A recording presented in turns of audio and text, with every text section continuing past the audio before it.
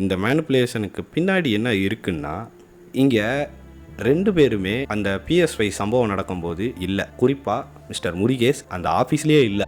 இந்த குறை இருக்கிற ஒரு 2-3 பழைய வீடியோஸ் வந்து தூக்கிலாம் நினைக்கிறேன். ஒர்க் ஸ்டேஷன் நம்ம நாலேஜுக்கு பின்னாடி தப்பாக பேசப்படும் இருக்கக்கூடிய கண்டென்ட்டெல்லாம் டெலீட் பண்ணுங்கன்னு சொன்னது தான் அவர் சொல்லியிருக்கிறாரு. பண்ண வீடியோவை டெலீட் பண்ண சொல்லலை, தப்பாக இருக்கிற வீடியோவை டெலீட் பண்ணுங்கன்னு சொல்லியிருக்கிறாரு. அது கரெக்டு தானே? அவங்க வேறொருத்தர்கிட்ட அதை கன்வே பண்ணும்போது அந்த விஷயத்தோட கான்டெக்ட் வந்து மாறிடும். அது உங்களுக்கு வரும்போது அதோட டோட்டல் கான்டெக்ட்டும் மாறிடும். உங்களுக்கே அப்படி தான் வந்திருக்கு. நீங்கள் அந்த சிசிடிவி ஃபுட்டேஜ் மட்டும்தான் வச்சிருக்கீங்க. ஒருத்தவங்க என்ன நடந்துச்சுன்னு சொன்னதை கேட்டுட்டு தான் நீங்கள் பேசிக்கிட்டு இருக்கிறீங்க. ஆஃபீஸ் திங்ஸ் எங்கே வச்சுட்டு போயிருங்கன்ட்டு விட்டுட்டாங்க. ஆஃபீஸ் திங்ஸ் எங்கே வச்சுட்டு போயிருங்கன்ட்டு விட்டுட்டாங்க. இதுல இருந்தே தெரிய வேணாமா நீங்கள் கரெக்டாக ரெஜிஸ்டர் பண்ணலன்ட்டு? மைசன் கட்டப்பை எங்ககிட்ட இன்ஃபார்ம் பண்ணாமல் எப்படி உங்ககிட்ட வந்தது? முருகேஷ், நீங்கள் அங்கே இல்லை, போகும்போது அந்த மைசன் கட்டப்பையை ஓப்பன் பண்ணி விஜய் அண்ணன்ட்ட காமிச்சிட்டு தான் போனாங்க. இந்த வீடியோ எவ்வளோ பெருசாக இருக்குன்ற ஐடியா எனக்கு இல்லை. முடிஞ்ச அளவு இந்த வீடியோவை ஃபுல்லாக பார்த்துட்டு கமெண்ட் பண்ணுங்கள். கண்டிப்பா பண்ணி விட்டுருவேன், உட்கார வச்சிருவேன். நான் என்ன சொல்ல, நான் அந்த டெக் பாஸ்ன்ற பிராண்டை வளர்த்ததே நான் தான், அழிச்சு விட்டுருவேன். அதாவது இப்போது இந்த ஃபோன் கான்வர்சேஷனில் ஒருத்தவர்கிட்ட வந்து சுதர்ஷன் பேசியிருக்கிறார். ஆக்சுவலி இந்த விஷயங்கள் எல்லாமே என்கிட்ட தான் பேசினார். அதுக்கப்புறம் தான் அந்த பீல ஆரம்பிக்கக்கூடிய ஒரு தம்பிக்கிட்ட தான் அதை பேசினாப்புல. அவர் தான் பேசியிருக்கிறாரு. ஏன் அவரை நீங்கள் வேலையை விட்டு தூக்கலை? இப்போது இந்த ஆடியோவில் வந்து என்ன சொல்லியிருக்கிறாருன்னா, உட்கார வச்சிருவேன், அழிச்சு விட்ருவேன், டெக் பாஸ்ன்ற பிராண்டை வளர்த்ததே நான் தான். மனக்குமுறல் இருக்கும். ஏன்னா இன்றைக்கி நான் எப்படி உட்காந்து நான் பண்ணுறேனோ, இப்போ நான் கூட பரவாயில்ல, கொஞ்சம் இந்த டிஜிட்டலைஸ்டாக வீடியோ வந்து ரெக்கார்ட் பண்ணிக்கிட்டு இருக்கிறேன். பட் ஸ்டார்டிங் ஸ்டேஜில் வந்து ஒரு 6 வருஷத்துக்கு முன்னாடி சுதர்ஷன் வந்து அவராக போய் ரெக்கார்ட் பண்ணிவிட்டு திருப்பி குடுகுடுன்னு ஓடியாந்து வந்து பேசிக்கிட்டு இந்த மாதிரி விஷயங்கள்லாம் பேசியிருப்பார். ஸோ அந்த மனக்குமுறல் இருக்க தான் செய்யும். நான் ஒரு குக்கிராமத்தில் பிறந்த ஒரு பையன், ரொம்ப சாதாரணமான ஆள் தான். என்னை இன்ஜினியரிங் படிக்க வைக்க கூட எங்கள் அண்ணன் வாங்கின ஒரு சேலரியில் அவங்க குடும்பத்தையும் பார்த்து அதில் மிச்சம் பண்ணி தான் என்ன இன்ஜினியரிங் படிக்க வச்சாங்க. இன்ஜினியரிங் படிக்க வைக்க கூட வசதி இல்லாத ஒரு ஃபேமிலியில் இருந்து கஷ்டப்பட்டு அப்படி இப்படி போராடி தான் இங்கே வந்து இந்த இடத்துல இருக்கிறோம். வெயிட் அகெயின் குக்கிராமம் அது இதெல்லாம் சொல்லி சிம்பத்தி தான் கிரியேட் ஆகுது. இங்கே எதுவும் நீங்கள் வீடியோ ஓப்பன் பண்ண உடனே வேலிடான பாயிண்ட்ஸ் இருக்கலாம். அகெயின் சொல்கிறேன், இவங்க லேக்ஸ் அண்ட் லேக்ஸில் வந்து கான்வர்சேஷன் போய்கிட்டு இருக்கு. ஆப்வியஸ்லி எல்லாருமே முன்னேறணும்னு நினைக்கிறது தான், ஒரு இடத்துலேருந்து இன்னொரு இடத்துக்கு முன்னேறணும் அப்படின்னு நினைக்கிறது தான் எல்லாரோட தாட்டும். அது இந்த வீடியோவில் வந்து நான் குக்கிராமத்தில் இருந்து வந்தேன் அப்படி இப்படின்னு சொல்லி ரிஜிஸ்டர் பண்ணணும்னு அவசியம் இல்லைன்னு என்னோட பர்சனல் ஒப்பீனியன். பிகாஸ் இதே விஷயத்தை நீங்கள் சுதர்ஷன்கிட்ட எடுத்தாலும் சுதர்ஷனும் அதே மாதிரி நீங்கள் அவரோட ஆரம்ப வீடியோங்கள்லாம் பார்த்தீங்கன்னா அவரும் அதே விஷயத்த தான் பண்ணியிருப்பார். ஒரு சின்ன வீடு தான், இந்த மாதிரி விஷயங்களுக்குள்ளே தான் அவரோட லைஃப் ஸ்டைலில் இருந்திருக்கும். அதை போட்டு நெத்தி காசு வச்சு செத்துப்போ அப்படின்னு மியூசிக்கை போட்டு ஹைப் ஏற்றி நான் டெக் பாஸை தூக்கி எறிகிறேன் அப்படிங்கிற மாதிரி ஆடியன்ஸை ட்ரிகர் பண்ண வச்சு எங்களுக்கு நெகட்டிவிட்டியை ஸ்ப்ரெட் பண்ணிவிட்டு இப்போ வந்து வாழவும் விடுங்க. நெகட்டிவிட்டி ஸ்ப்ரெட் பண்ணார். ஒரு நிமிஷம், இந்த நெகட்டிவிட்டி ஸ்ப்ரெட் பண்ணார் அப்படின்றத மட்டும் நான் பார்த்துட்டு வந்துக்கிறேன்.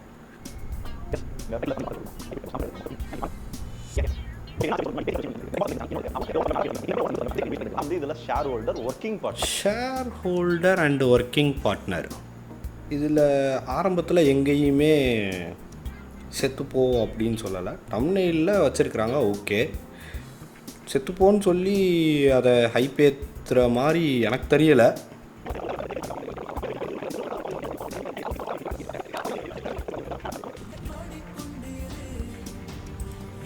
We may stumble and fall but shall rise again. It should be enough if we did not run away from the battle. Mahatma Gandhi. So இங்கே யாருமே ஹைப் ஏற்றலை, தப்பாக எடுத்துக்காதீங்க. இது ஒரு மேனிப்புலேஷன் மாதிரி தான் எனக்கு தெரியுது. இந்த 15 கோடி மேட்டரை இன்னும் தெளிவாக சொல்லிடு முருகேஷ். இந்த 15 கோடி மேட்டரை நான் எடுக்கவே விரும்பலை.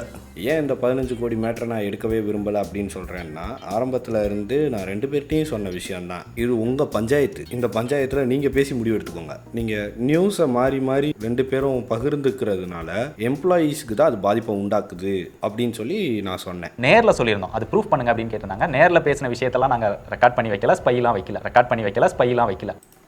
இந்த ரெக்கார்டு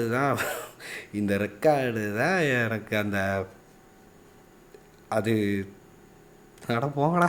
ஏன் நம்மள மட்டும் கார்ப்பரேட்னு போர்ட்ரே பண்ணணும்? பொதுவா இங்க இருக்கக்கூடிய மக்கள் சினிமாவை அதிகமா பார்த்து கார்ப்பரேட் அப்படின்னா தப்பு அப்படிங்கிற ஒரு மைண்ட் செட்ல ரெஜிஸ்டர் பண்ணி வச்சிருக்காங்க. அப்போ இவங்கள கார்ப்பரேட் அப்படிங்கிற மாதிரி போர்ட்ரேட் பண்ணிட்டோம் அப்படின்னா மக்கள் இவங்களை போட்டு அடின்னு அடிப்பாங்க. அதை பார்த்து நம்ம ஜாலியா இருக்கலாம்னு நினைச்சிருப்பாங்களோ என்னவோ. ஒரு படத்தை பார்த்துட்டு கார்ப்பரேட்னா தப்பு அப்படின்னு சொல்லி ஆடியன்ஸை இன்ஃப்ளூயன்ஸ் பண்ணி வச்சிருக்கிறாங்க. அதனால எங்களை கார்ப்பரேட்டுன்னு சொன்னால் மக்கள் நம்மளுக்கு அகென்ஸ்டாக பேசுவாங்க, நம்ம ஜாலியாக இருப்போம் அப்படின்ற மாதிரி நீங்கள் சொல்லியிருக்கிறீங்க. இப்போது இந்த இடத்துல நீங்கள் எவ்வளோ கார்ப்பரேட்டாக பிஹேவ் பண்ணுறீங்கன்னு நான் சொல்கிறேன். உங்களோட சப்டைட்டில்ஸ் எடுத்து பார்த்தாலே தெரியும் நீங்கள் எவ்வளோ கார்ப்பரேட்டாக பிஹேவ் பண்ணுறீங்க அப்படின்ட்டுன்னு. ஏன்னா ஒரு சின்ன சின்ன விஷயங்கள் முதற்கொண்டு இந்த சுதர்சன் லீலைகளும் சரி, அதே சமயம் இந்த கடைசி அத்தியாயமும் சரி, இது ரெண்டுலேயுமே உங்களோட சப்டைட்டில்ஸ் ஓப்பன் பண்ணி பார்த்தாலே தெரியும் நீங்கள் எந்த அளவுக்கு கார்ப்பரேட்டாக ஒர்க் பண்ணுறீங்கன்ட்டுன்னு. வந்து ஏன் மேனிப்புலேட் பண்ணணும்? சரி, அது ஏன் ஃபர்ஸ்ட் வீடியோவில் சொல்லலை? அப்பா டே, இந்த முதல்வன் டெம்ப்ளேட்டை எடுத்து தூக்கி போடுங்கடா. எங்கே போனாலும் இந்த டெம்ப்ளேட்டு. ஏன்டா நீங்கள் அதை பண்ணிட்டா நீங்கள் முதல்வன் எனக்கு புரியலடா டே. ஏன்னா மக்கள் ஆதரவு கிடைக்காது, சிம்பத்தி கிடைக்காது. இங்கே எல்லாமே நாங்கள் மணி மைண்டட் கார்ப்பரேட் அப்படின்னு போர்ட்ரேட் பண்ணணும் அப்படிங்கிறதான் அவரோட மக்கள் ஆதரவு, சிம்பத்தி. இவர் ஒரு வீடியோ போடும்போது நான் இந்த மாதிரி தனியாக வந்துட்டேன், எனக்கு ஆதரவு கொடுங்க அந்த மாதிரி ஏதாச்சும் ஒன்று சொல்லியிருக்கலாம். அண்ட் அதே சமயம் சில விஷயங்கள் எக்ஸ்போஸும் பண்ணார். அதாவது இந்த எக்ஸ்போஸ் பண்ண டாபிக் எடுத்தார்ல, 90% 10%, 1% 99%. இது வந்து உண்மையாக பொய்யான்னு கேட்டால் பாதிக்கு பாதி உண்மை அதில் இருக்குது. ஏன்னா இந்த வீடியோவில் வந்து கடைசி நேரத்தில் கூட நீங்கள் வந்து பெய்டு வீடியோ இருக்கான்னு கேட்டிங்க அப்படின்னு சொல்லியிருப்பாங்க. ஸோ அது எனக்கு தெரியாது. பட் ஆர்கானிக் கண்டென்ட் பண்ணுறதுக்கு உண்டான டைமிங் எங்களுக்கு இல்லை, அதுதான் ஃபேக்ட். கடைசியாக ஒரு ஆர்கானிக் கண்டென்ட் பண்ணோன்னா இந்த ஓலான்ற பைக்குக்கு மட்டும்தான் பண்ணது. ஓன் கண்டென்ட்டை எடுக்க முடியல. ஏன்னா பிராண்டுகிட்ட இருந்து டிவைசஸ் வந்துக்கிட்டே இருக்கும், அது வீடியோ போய்கிட்டே தான் இருக்கும். ஸோ அந்த ஒரு ரீசன்னாலேயே மேக்ஸிமம் ஆர்கானிக் கண்டென்ட் எடுக்க முடியல. ஆனால் அவர் வெளியில் போகும்போது ஆட்டோமொபைல் சேனல் பண்ணுறேன் அப்படின்னு சொல்லி டெக் சேனல் தான் ஸ்டார்ட் பண்ணார். ஏன்னா டெக்கில் எவ்வளோ வேல்யூ இருக்குது, எவ்வளோ பணம் சம்பாதிக்க முடியும் அப்படிங்கிறது அவருக்கும் தெரியும். அதனால தான் அவருமே டெக் சேனல் ஸ்டார்ட் பண்ணியிருக்காரு. எனக்கிட்ட அந்த சுதர்ஷன் 1 hour பேசினாருன்னு நான் முன்னாடி சொன்னேன்ல, அந்த விஷயத்த திருப்பி ஒருக்கா ஓப்பன் அப் பண்ணுறேன். ஏன்னா இவங்க வந்து வெளியே போயிட்டு டெக் சேனல் தானே ஓப்பன் பண்ணியிருக்கிறாரு அப்படின்னு சொல்கிறாங்க. ஆக்சுவலாக அவர் ஓப்பன் பண்ணுற ஐடியாலேயே இல்லை. எனக்கு உடம்புக்கு முடியலை, நான் அந்த மாதிரி எந்த ஒரு ஐடியாலையும் இல்லை, நான் ரெஸ்ட் எடுக்க போகிறேன் அப்படின்னு சொன்னார். அதே போல் இவ்வளோ அமௌண்ட்டு வர்ற இடத்துல வந்து சுதர்சன் ஏன் விட்டுட்டு போகணும் அப்படின்ற ஒரு கேள்வியை ஆடியன்ஸ் தான் கேட்கணும். ஏன் அதை விட்டுட்டு போனோம் அப்படின்னு சொல்லிட்டு. அவர் போனாப்புல ஏன் கூட இருக்கிற பாக்கி 8 பேரும் போகணும்? ஏன் எல்லாருக்குமே அந்த பண தேவை இருந்துச்சு? இல்லை அவர் தனியாக போன உடனே இவங்க வாங்கின அமௌண்ட் எல்லாமே அப்படியே ஈடு கொடுக்க முடியுமா? ஏன்னா இவங்க வந்து ஆல்ரெடி அதிக ரெவென்யூ எடுத்து அதிக சம்பளத்துக்கு அங்கே நிறையா பேர் வேலை பார்த்தாங்க. அந்த சம்பளத்தெல்லாம் விட்டுட்டு ஏன் சுதர்ஷன் பின்னாடி போகணும்? அப்போ அந்த எல்லாரையுமே சுதர்ஷன் மேனிப்புலேட் பண்ணிட்டாரு அப்படின்னு அர்த்தமா?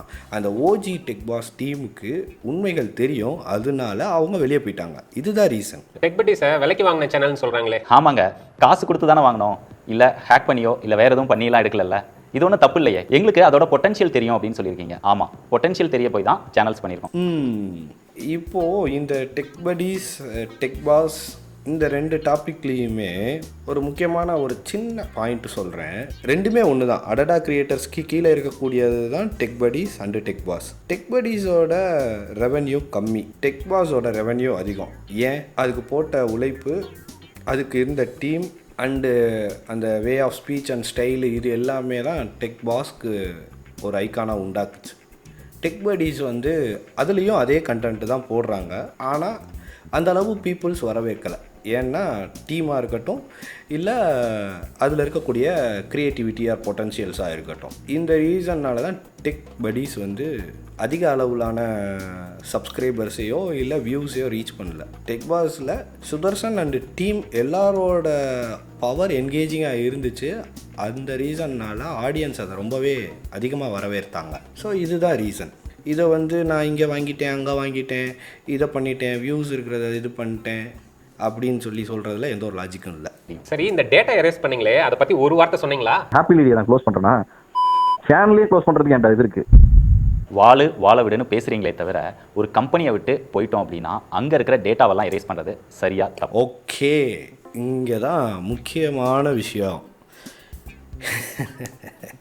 இந்த மேக் ஐடியை எரேஸ் பண்ணிங்களே, அதை பற்றி சொல்லுங்கள். திருப்பியும் சொல்கிறேன், அவர் தான் பண்ணாரான்ற ப்ரூஃப் உங்கள்கிட்ட இல்லை.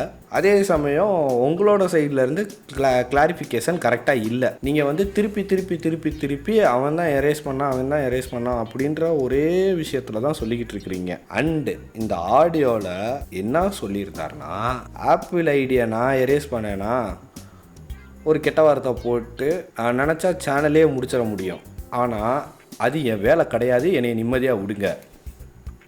ஒரு விஷயத்தை பேசும்போது எந்த மனுஷனாக இருந்தாலும் ஆதங்கத்தை வெளிப்படுத்த தான் போகிறாங்களே தவிர்த்து அதை ஆக்ஷனில் இறங்க மாட்டாங்க. ஜஸ்ட் பிகாஸ் ஆதங்கத்திலையாச்சும் நம்ம பேசிக்கிறலாம் அப்படின்ற ஒரு மனப்பான்மையில் தான் பேசுவாங்க. யாருமே போய் டைரெக்டாக அந்த இடத்துல போய் இறங்க மாட்டாங்க. என்னைய வந்து ஆப்பிள் ஐடியை எரேஸ் பண்ணிட்டேன்னு சொல்லி தப்பாக ப்ரொஜெக்ட் பண்ணுறாங்க அப்படின்னு சொல்லி தான் என்கிட்ட பேசினார்.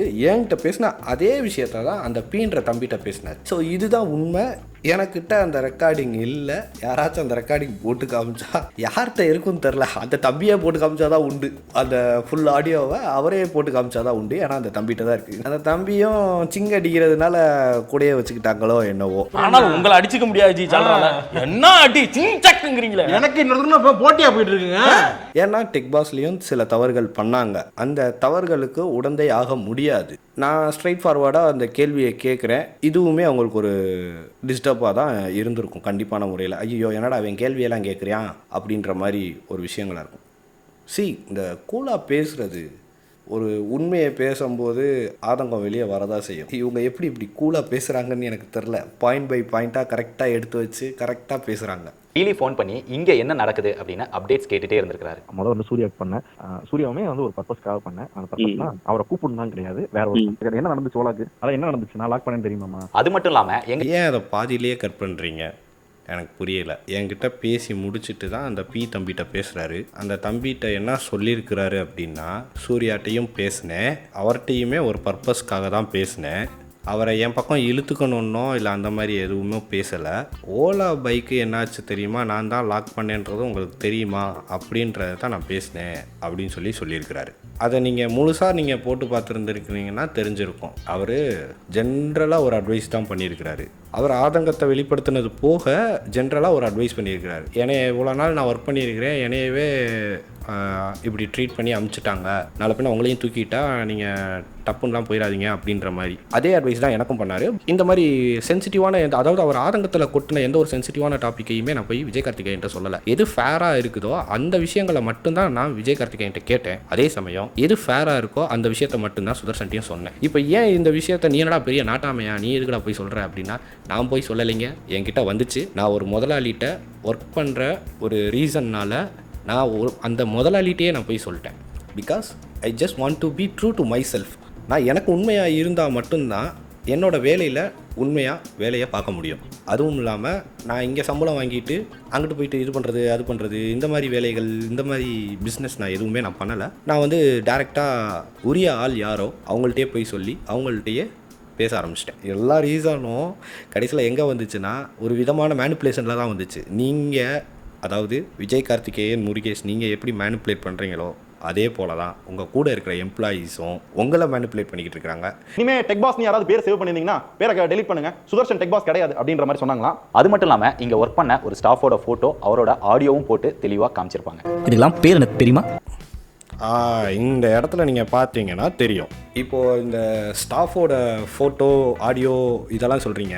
ஆக்சுவல் ட்ரூத் என்னன்னா, இந்த விக்னேஷ் வந்து வெளியே வந்ததுக்கப்புறம் தான் இந்த இன்ஃபர்மேஷனை சொன்னார். இது டெக் சூப்பர் ஸ்டாராக அட்ரஸ் பண்ணல, நாங்கள் பண்ண வீடியோலையும் அட்ரஸ் பண்ணல. ஸோ இப்போ நான் சொல்கிறேன், ஒர்க் பண்ணுற வரைக்கும் எந்த ஒரு விஷயமும் சொல்லலை. அந்த ஆடியோவில் கூட அவர் என்ன சொல்லியிருப்பாருன்னா, ஐயா இது நான் சொல்லலாமா கூடாதான்னு எனக்கு தெரில, பாஸ்ட் டென்ஸ்லேயே தான் பேசியிருப்பார். அவருமே கரெக்டாக அட்ரஸ் பண்ணல, வேலையை விட்டு தூக்குறதுக்கு முன்னாடி அப்படின்ட்டு நான் கரெக்டாக அட்ரஸ் பண்ணல. பட் பாஸ்ட் டென்ஸ்லேயே தான் பேசியிருப்பார். எப்படி பேசியிருப்பாருன்னா, வந்தாங்க சொல்லியிருப்பாப்ல, வந்திருக்கிறாங்க அப்படின்னு சொல்லலை. இங்கே பார்த்தீங்கன்னா தெரியும். Do you know what this is called? It is outright seating.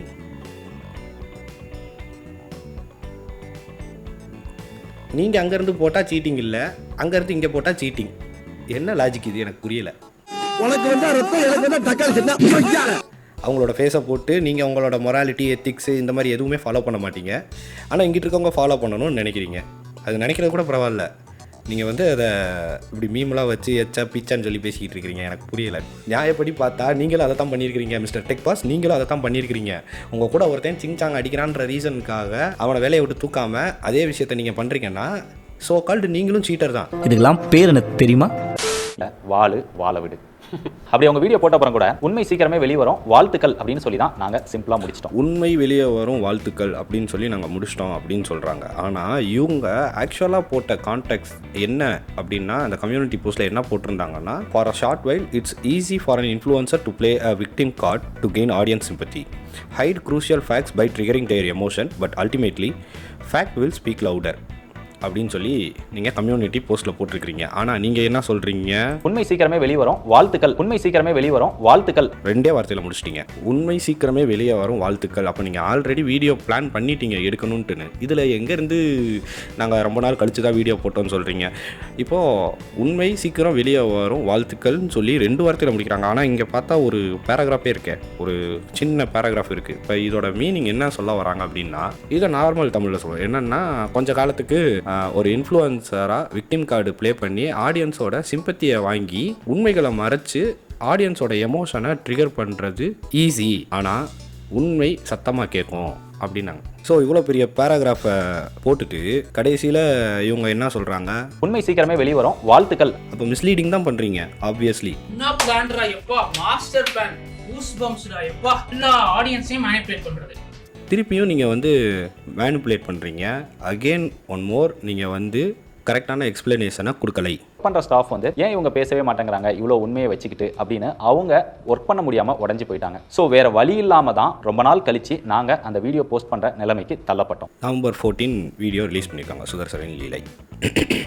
So actually 14 டேஸ்க்கு முன்னாடியே நீங்கள் வந்து பதில் வரும்னு சொல்லி ஒரு கம்யூனிட்டி போஸ்ட் போட்டுட்டு இங்கே என்ன சொல்கிறீங்க, நாங்கள் வந்து உண்மையை வச்சுக்கிட்டு ஏன் பேசலை அப்படின்னு சொல்லி நீங்கள் லேட்டாக வீடியோ போடுறதா சொல்கிறீங்க. இதுவும் பொய் தான் தம்பி.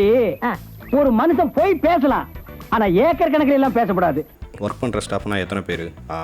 பி தம்பி, வினாஜி, ஹரி, அப்புறம் வந்து விக்னேஷ், வாளையூர் விக்னேஷ், புதுசாக 2 பேர்.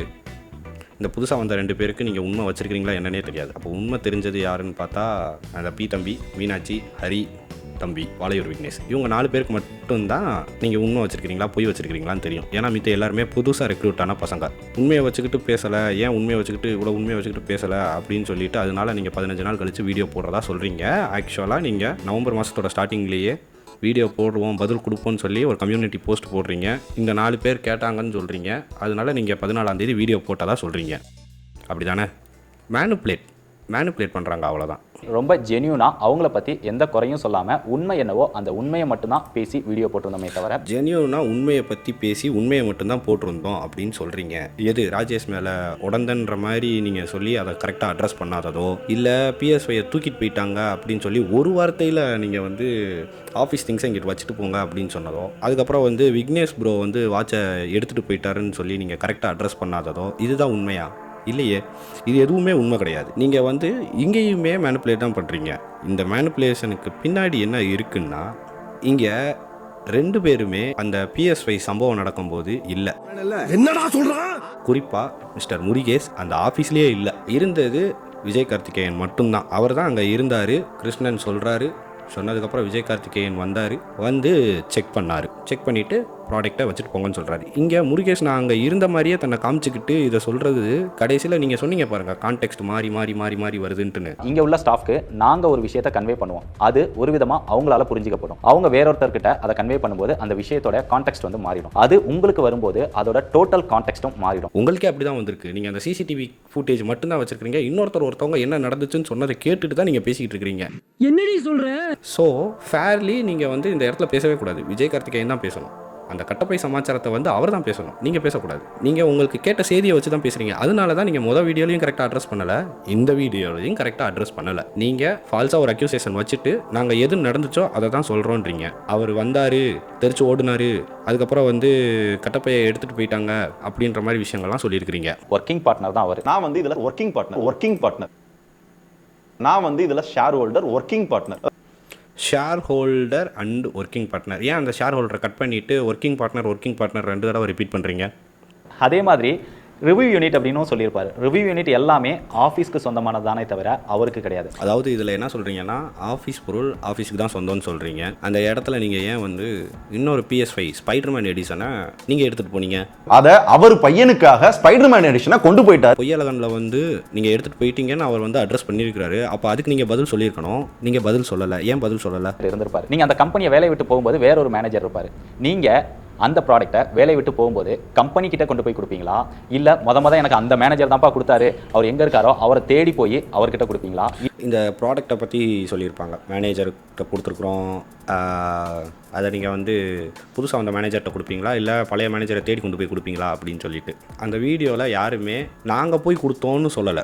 குணா ப்ரோ வந்து மொபைல் ரிட்டர்ன் எப்போ கிடைக்கும் தெரிஞ்சுக்கலாமா ப்ரோ? இல்லை, இப்போ 2 நாளைக்கு மேலே தான் வாங்கிட்டு போனாரு. டேட்டா கூட நான் மாற்றலாம். ஃபோனை வந்து இப்போ ஓன் பர்த்தில் தான் கொடுத்துருக்கு. நான் அவர்கிட்ட கேட்டு ஃபோன் ஹேண்ட் ஓவர் பண்ணுறதுக்கு என்னவா அதை மட்டும் ட்ரை பண்ணு. சார் இல்லை, நான் முடிச்சு கூப்பிட்றேன். சொல்லுங்க. அண்ணா இந்த வெட்னஸ்டே தர்ஸ்டே சொல்கிறேன்னு இருந்தீங்க ஃபோனுக்கு. சுதர்சன் இப்போ வந்து வாங்கிட்டு போறாரு ஒரு காமன் நேரத்தில். வாங்கிட்டு போயிட்டாருங்களா? திருப்பியும் சொல்கிறேன், தெளிவாக எதாக இருந்தாலும் பேசணும். இந்த சம்பவம் நடக்கும்போது முருகேஷ் அங்கே இல்லவே இல்லை, விஜய் மட்டும்தான் இருந்தார்.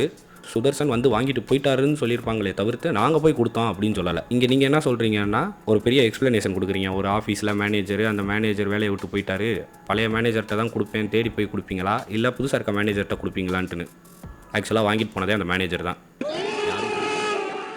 அந்த டிவைசஸ் வச்சுருந்த பர்சன்ஸ் சுதர்ஷன் வந்து வாங்கிட்டு போயிட்டாரு அப்படின்னு சொன்னாங்களே தவிர்த்து நாங்கள் போய் சுதர்ஷன்கிட்ட கொடுத்தோன்னு சொல்லலை. ஆக்சுவலாக அதில் 4 பேர் பார்ட்னர் அப்படின்னு அவரே தெளிவாக சொல்லிட்டாரு. அதில் அவரும் ஒன் ஆஃப் த பார்ட்னர். அதோட பார்ட்னர்ஷிப் டீட் எல்லாமே அவர் காமிச்சிருந்தாரு. போகும்போது இந்த கம்பெனிலலாம் இன்வெஸ்ட் பண்ணது என்ன அப்படின்னு கேட்டார். நான் கம்பெனியே கொடுத்துறேன், டோட்டலாக ட்ரான்ஸ்ஃபர் பண்ணிடுறேன், வச்சுக்கோங்க அப்படின்னு. ஏன்னா அதில் இன்வெஸ்ட் பண்ண காசு எல்லாமே ப்ராடக்ட் டெவலப்மெண்ட்டுக்கே சரியாக போச்சு. அது ஒரு ஸ்டார்ட் அப், இன்னுமே ப்ராடக்ட் வந்து லான்ச் பண்ணல. இப்படி இருக்கும்போது சூப்பர். இந்த 3வது மாஸ் ஸ்பெஷலை பற்றி என்கிட்ட பேசினாருன்னு சொன்னேன். என்ன விஷயம்னா, இந்த விசாக்கு அடுத்து மாஸ் ஸ்பெஷல் விஷயங்கள் சொல்லும்போது எனக்கு தெரிஞ்ச உண்மையை மட்டும் நான் பேசுகிறேன். அதை தவிர்த்து வேறு எதுவும் பேச விரும்பலை. சுதர்ஷனோட ஷேர் கொடுக்கக்கூடாதுன்றதுக்காக உடனே மாஸ் ஸ்பெஷல்ன்ற பேரை மாற்றி மாஸ் ஸ்பெஷலை திவாலாக்கிட்டு புது நேமில் வந்து அதே ஸ்பைசஸை ஆரம்பிக்கலாம் அப்படின்ற ஒரு ஐடியாக்குள்ளே வந்தாங்க. ஏன்னா நஷ்ட கணக்கு காட்டணும் அப்படின்னு, ஸ்டார்ட் அப் அப்படின்றதுனால. இப்போ என்னடான்னா, இவங்க அதை தான் ரீசனாக எடுத்து வைக்கிறாங்க. இது ஒரு ஸ்டார்ட் அப்புன்னு சொல்லிட்டு காசு கொடுக்கக்கூடாது அப்படின்ற ஒரு மனப்பான்மையில் தான் அவங்க பேசுகிறாங்க. அது ஒரு ஸ்டார்ட் அப், இன்னுமே ப்ராடக்ட் வந்து லான்ச் பண்ணல. நீங்கள் எக்ஸாக்ட்லி எனக்கு என்ன உண்மை தெரியுமோ அதுக்கேற்றாப்புல தான் நீங்கள் பேசுகிறீங்க.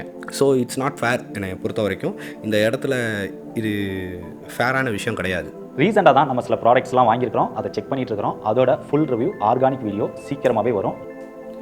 இப்போது ஆர்கானிக் வீடியோ அப்படின்ற டாபிக் இவங்க எடுக்கிறதுக்கு என்ன ரீசன்னா, இவங்க போட்ட why I quit tech boss அந்த வீடியோவில் வந்து ஆர்கானிக் வீடியோ டு பெய்டு கண்டென்ட்னு வைஸ் வருஷாக மாறிடுச்சு அப்படின்னு சொல்கிற ரீசன்னால தான் இவங்க வந்து இப்போ ப்ராடக்ட் வாங்கி ஆர்கானிக் கண்டென்ட் ரெடி பண்ணுறேன் அப்படின்னு சொல்கிறாங்க.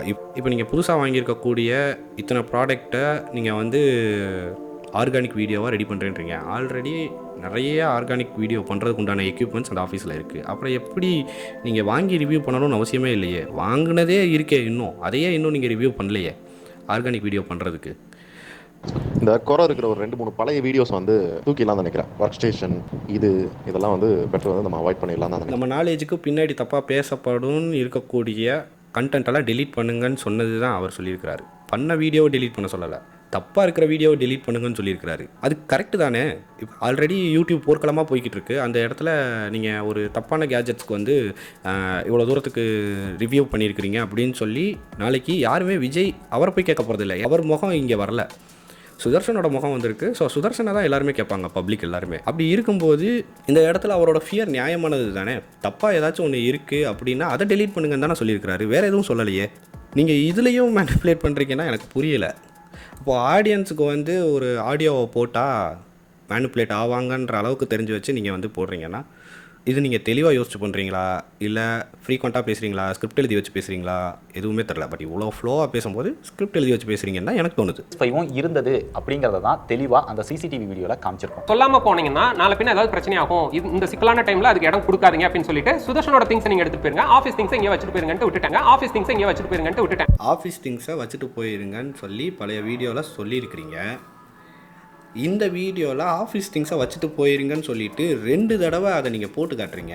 நீங்கள் எடுத்துகிட்டு போயிருங்க, ஆஃபீஸ் திங்ஸை இங்கே வச்சுட்டு போயிருங்கன்ட்டு விட்டுட்டாங்க, ஆஃபீஸ் திங்ஸை இங்கே வச்சுட்டு போயிருங்கன்ட்டு விட்டுட்டேன். இதிலிருந்தே தெரிய வேணாமா நீங்கள் கரெக்டாக ரிஜிஸ்டர் பண்ணலன்ட்டுன்னு? நான் என்னோட வீடியோலையும் சொன்னது அதுதான். ஆஃபீஸ் திங்ஸாக வச்சுட்டு போயிருக்கிறீங்க, நீங்கள் சொல்லியிருக்கிறீங்க, உண்மைதான். ஆனால் சுதர்சனோட திங்ஸை எடுத்துகிட்டு போயிட்டாங்க, ஆஃபீஸ் திங்ஸை இங்கே வச்சுட்டு போயிட்டாங்கன்னு ஒரு வார்த்தை சொல்கிறதுனால என்ன ஆக போகுது? நீங்கள் அப்படி சொல்லியிருந்தீங்கன்னா இங்கே அந்த குளறுபடியே வந்திருக்காதே.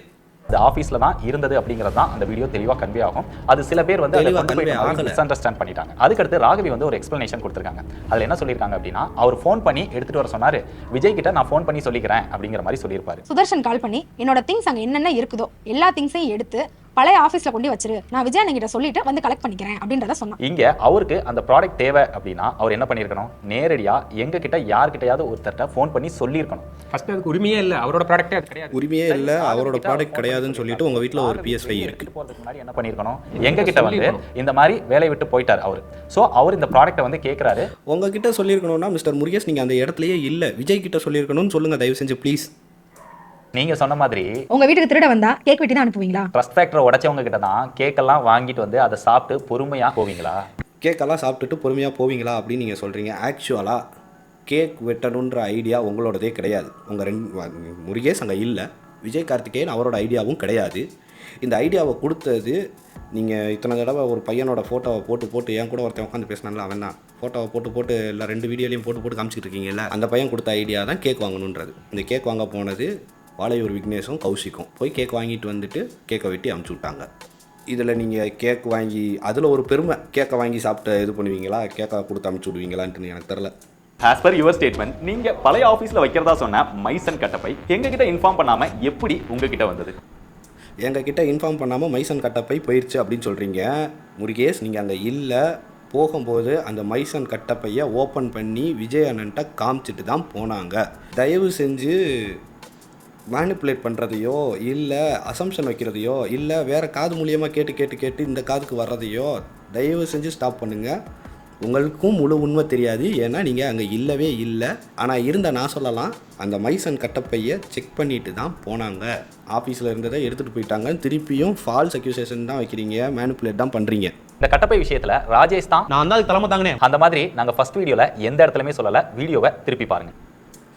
தலைமை தாங்கலைன்னு சொல்கிறது வேற, நீங்கள் சொன்ன எக்ஸ்பிளனேஷனில் அது ஆடியன்ஸ்கிட்ட கன்வே ஆகிறது வேறு.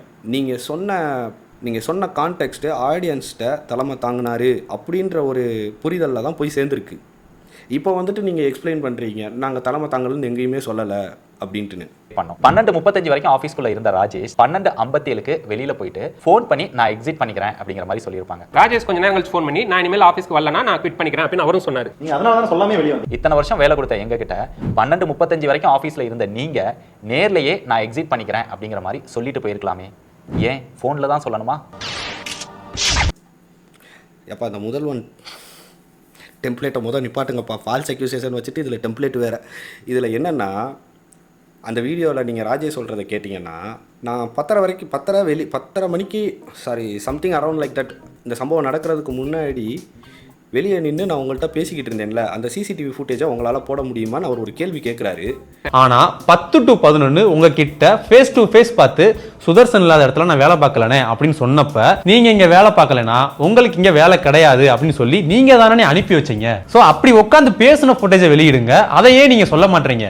கேட்டுட்டு இந்த விஷயங்கள்லாம் பிடிக்காம தான் போகிறாரு. நான் என்னோட வீடியோவில் கூட சொல்லியிருப்பேன், இந்த நடந்த விஷயங்கள்லாம் பிடிக்காம தான் வெளியே போகிறாரு. போனவர் உங்கள்கிட்ட ஃபோன் பண்ணி வரலன்னு சொல்கிறாரு, ஏன் அதை ஃபோனில் தான் சொல்லணுமான்னு சொல்கிறீங்க. இவ்வளோ விஷயத்த பண்ணிவிட்டு பிடிக்கலன்னு சொல்லி போன மனுஷனை நீங்கள் வந்து ஃபோனில் தான் பேசணுமான்னு கேட்குறீங்க. அப்போ அவர் கேட்குற கேள்விக்கு நீங்கள் பதில் சொல்லுங்கள். ஏன் வெளியே நின்று பேசின சிசிடிவி ஃபுட்டேஜை நீங்கள் காட்டலை? அதையும் காட்டியிருக்கணுமே நியாயப்படி. அதை காட்டிட்டு அப்போ இந்த விஷயத்த சொல்லியிருக்கணுமே, ஏன் சொல்லலை? அண்ட் இன்னொரு விஷயம் என்னன்னா, ஆஃபீஸில் தான் நாங்கள் இருந்தோன்றீங்க, நீங்கள் இல்லை, விஜய் மட்டும்தான் இருந்தார், அவர்கிட்ட சொல்லிட்டு போயிருக்கணும். ஓகே, அப்போது என்னோடய அன்கட் வெர்ஷனில் விக்னேஷ் வந்து ஆஃபீஸில் தான் இருந்திருக்கிறாரு, தம்பி நீ வந்து வேறு வேலை பார்த்துக்கோப்பா அப்படின்னு சொல்லியிருக்கலாமே, ஏன் சொல்லலை? திருப்பியும் நான் சொல்கிறேன், நீங்கள் ஒரு விஷயத்த பண்ணணுன்ட்டு எதிர்பார்க்குறீங்கன்னா நீங்களும் அதே விஷயத்த பண்ணுங்கள். ஸோ ஃபைனலாக இந்த கமெண்ட் செக்ஷன், அதாவது ஆடியன்ஸ், இந்த கமெண்ட் செக்ஷனில் வந்து அதிகப்படியான பாட் கமெண்ட்ஸு என்னால் பார்க்க முடிஞ்சிச்சு.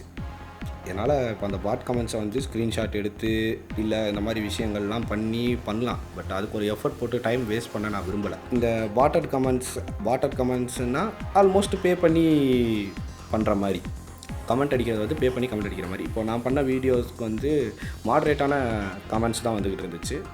அதுக்கப்புறம் இவங்க வீடியோ போடுறதுக்கு முன்னாடி நேரம் ஆக ஆக ஆக ஆக பேடான கமெண்ட்ஸ் தான் வந்துச்சு. இந்த கமெண்ட்ஸ் எல்லாத்துலேயுமே எப்படி இப்படி சடனாக ஒரு சேஞ்ச் ஓவர் நடக்குது நான் செக் பண்ணி பார்க்கும்போது, டெக்பாஸ் தெரியுமா, அடடா கிரியேட்டர்ஸ் தெரியுமா உங்களுக்கு அப்படின்னு ஆடியன்ஸ்கிட்ட கேட்டால் கண்டிப்பான முறையில் டெக்பாஸை தான் ஃபஸ்ட்டு தெரியும், அடடா கிரியேட்டர்ஸ் அதுக்கப்புறம் தான் தெரியும். இதில் சிம்பிளாக சொல்லணும்னா தப்பாக கெட்ட வார்த்தையில் போட்டு கமெண்ட்டு போட்ட முக்காவாசி பேர் அடடா கிரியேட்டர் தான் சப்ஸ்கிரைப் பண்ணி வச்சுருந்தாங்க. ஐ மீன் டெக்பாஸ் அண்ட் அடடா கிரியேட்டர்ஸ். அடடா கிரியேட்டர்ஸு அதிகப்படியாக ஜென்ரல் ஆடியன்ஸ்க்கு தெரியறதுக்கு வாய்ப்பு இல்லை, டெக்பாஸை தான் நல்லா தெரியும். ஸோ டெக்பாஸை சப்ஸ்கிரைப் பண்ணுறது வேறு, பட் அடடா கிரியேட்டர்ஸை சப்ஸ்கிரைப் பண்ணுறது வேறு. ஸோ இந்த மாதிரி கமெண்ட்டும் வந்துச்சு. அதே சமயம் 1 வீக்கு முன்னாடி ஓப்பன் பண்ண யூடியூபாக இருக்கட்டும், ஐ மீன் யூடியூப் சேனலாக இருக்கட்டும், இல்லை 3 days ago இந்த மாதிரி விஷயங்கள்லாம் உடனே ஓப்பன் பண்ணி கமெண்ட் தட்டின விஷயங்களாக இருக்கட்டும், இதெல்லாம் நான் வந்து செக் பண்ணேன், இதெல்லாம் நான் பார்த்தேன். அண்டு ஒரு குறிப்பிட்ட டயத்துக்கு மேலே 7.5 நிமிஷத்தை தாண்டி யாருமே வந்து வீடியோ பார்க்கல. அந்த 7.5 நிமிஷத்தை தாண்டதுக்குள்ளே கமெண்ட்டு அடிக்க ஆரம்பிச்சிட்டாங்க. ஒரு வீடியோ உள்ளே வராங்க, 7.5 நிமிஷத்துக்குள்ளே கமெண்ட் விழுகுது. இந்த வீடியோ எவ்வளோ பெருசாக இருக்குன்ற ஐடியா எனக்கு இல்லை. முடிஞ்ச அளவு இந்த வீடியோவை ஃபுல்லாக பார்த்துட்டு கமெண்ட் பண்ணுங்கள். அதே சமயம் உண்மையிலேயே ஆடியன்ஸுக்கு வந்து ஒரு கன்சர்ன் இருக்கும். அந்த கன்சர்ன் இருக்கக்கூடிய கமெண்ட்ஸை தான் நான் பார்க்க போகிறேன். இப்போ என் மேலே ஒரு கன்சர்ன் இருக்கும், அந்த கன்சர்ன் இருக்கக்கூடிய கமெண்ட்ஸை தான் நான் பார்க்க போகிறேன். இக்னோர் நெகட்டிவ் கமெண்ட்ஸ் எதையுமே நான் பார்க்க போகிறது இல்லை. ஏன்னா எனக்கு தெரிஞ்சிருச்சு நெகட்டிவ் கமெண்ட் எப்படி வருதுன்னு எனக்கு தெரிஞ்சிருச்சு. ஸோ அந்த நெகட்டிவ் கமெண்ட்ஸை நான் பார்க்க போகிறது இல்லை. இந்த கன்சர்ன் வச்சு பாசிட்டிவாக கமெண்ட் பண்ணுறாங்க, இல்லை உண்மையிலேயே பை ஹார்ட் எனக்கு ஒரு நல்ல விஷயம் சொல்கிறாங்க அப்படின்னா அவங்களுக்கு கண்டிப்பான முறையில் நான் ரிப்ளை பண்ணுவேன். எண்ட் ஆஃப் திஸ் சாப்டர் இந்த வீடியோவை இதோட ஸ்டாப் பண்ண போகிறேன். இதை ஸ்டாப் பண்ணிவிட்டு போன வீடியோவில் என் சேனலை சப்ஸ்கிரைப் பண்ணுங்கன்ட்டுன்னு எந்த இடத்துலையுமே நான் மென்ஷன் பண்ணியிருக்கவே மாட்டேன். பட் இப்போ சொல்கிறேன், இந்த சேனலில் கேமரா ரிலேட்டடான வீடியோஸ் பண்ணலான்ற ஒரு ஐடியாவில் இருக்கிறேன். எஸ்பெஷலி எந்த மோடம் ஆஃப் கேமராவாக இருக்கட்டும், ஈவன் அது ஒரு மொபைலில் இருக்கக்கூடிய ஒரு நல்ல கேமராவாக இருந்தாலும் சரி, இல்லை ஒரு ஹீரோ கேமரா ஆக்ஷன் கேமராவாக இருந்தாலும் சரி, இந்த கேமரா ரிலேட்டடான டாபிக்ஸை மட்டும் நான் வந்து வீடியோ பண்ணலாம் அப்படின்ற ஒரு ஐடியாவில் இருக்கிறேன். ஹோப் என்னோடய வீடியோ உங்களுக்கு நாலேஜபிளாக இருக்கும் அப்படின்னு நினைக்கிற ஆடியன்ஸ் சப்ஸ்கிரைப் பண்ணுங்கள். என்னால் உங்களுக்கு எந்த ஒரு நாலேஜும் கெயின் ஆகலை அப்படின்னு நீங்கள் நினச்சிங்கன்னா ப்ளீஸ் டோன்ட் சப்ஸ்கிரைப் மீ. நீங்கள் சப்ஸ்கிரைப் பண்ணவே வேண்டாம். அதே சமயம் கரண்ட்லி என்கிட்ட Blackmagic packet cinema camera 6K இருக்குது and Lumix S5 Mark II X இருக்குது. இந்த 2 கேமராவில் ஏதாச்சும் ஒரு கேமரா கேட்குறீங்கன்னா அந்த கேமராவை பற்றின ரிவ்யூ வந்து நான் பண்ணுறேன். ஸோ இனிமேல் இது இப்படி தான் இருக்க போகுது. இதுக்கப்புறம் அவங்க வீடியோ போட்டாங்க, இவங்க வீடியோ போட்டாலும் ஆடியன்ஸ் அவங்கள சப்போர்ட் பண்ண தான் போகிறாங்க. நியூட்ரல் ஆடியன்ஸ் கண்டென்ட்டை தான் பார்க்க போகிறாங்க. டெக்பாஸில் நல்ல கண்டென்ட் வந்தால் டெக்பாஸில் பார்க்க போகிறாங்க, டெக் சூப்பர் ஸ்டாரில் நல்ல கண்டென்ட் வந்தால் டெக் சூப்பர் ஸ்டாரில் தான் பார்ப்பாங்க. என்னோடய பர்சனல் ஒப்பீனியன் என்னென்னா, டெக்பாஸில் கேஜெட்ஸ் 6 டிவைஸ் பற்றின நாலேஜ் இருக்கிறவங்க பண்ணாதான் அது வேல்யூபிளாக இருக்கும். இத்தனை வருஷம் ஒர்க் பண்ணி ஒரு டிவைஸோட நாலேஜ் சுதர்ஷன்ட்ட இருக்குன்னா அதுக்கு ஈக்குவலான நாலேஜ் டெக்பாஸில் இருந்தால் மட்டும்தான் சஸ்டெயின் ஆகும். இது என்னோடய பர்சனல் ஒப்பீனியன். ஒரு நல்லதுக்காக சொல்கிறேன், எடுத்துக்காததோ அவங்களோட இஷ்டம். என்னோடய சேனலில் கேமரா தான் டாபிக், கேமரா பற்றி மட்டும்தான் பேசுவேன். என்னோடய ஒர்க்கை நான் பிரேக் டவுன் பண்ணியும் காட்டுவேன். சினிமாவை பிரேக் டவுன் பண்ணலாம், நான் பண்ண ஒர்க்கை பிரேக் டவுன் பண்ணலாம், கேமரா எப்படி சினிமாட்டிக்காக கொடுக்கணும் அப்படின்றத பார்க்கலாம், எந்த கேமரா வாங்கலான்றதை பார்க்கலாம், பட்ஜெட் ஃப்ரெண்ட்லியாக எந்த கேமரா இருக்குன்றதை பார்க்கலாம், இல்லை ஒரு நல்ல லுக் இருக்கக்கூடிய ஒரு நல்ல கேமரா இருக்கக்கூடிய மொபைல் எதுன்னு பார்க்கலாம். இந்த மாதிரி கேமரா ரிலேட்டடாக இருக்கக்கூடிய எல்லாத்தையுமே பார்க்கலாம். This is what I'm going to say. So thank you. Support the content நல்லா பண்ணுறவங்கள சப்போர்ட் பண்ணுங்கள். ஆடியன்ஸ் வந்து ஒரு வீடியோ பார்த்தா முழுசாக பார்த்துட்டு அதில் இருக்கக்கூடிய நல்லது கெட்டதை பார்த்துட்டு கமெண்ட் பண்ணுங்கள். வாட்டர் கமெண்ட்ஸை விட்டு தள்ளிடுவோம். ஜென்ரல் ஆடியன்ஸோட கமெண்ட்டையும் நான் பார்த்தேன். Really I felt heart warm because நிறைய கன்சர்னான கமெண்ட்ஸை நான் பார்த்தேன். அது உண்மையிலேயே எனக்கு நல்ல ஒரு ஹார்ட் வார்ம் ஃபீல் எனக்கு கொடுத்துச்சு. Thank you so much for the comment. And upcoming டேஸில் நம்ம வந்து கேமரா பற்றின கண்டென்ட் மட்டும் நம்ம பார்ப்போம். நன்றி, வணக்கம்.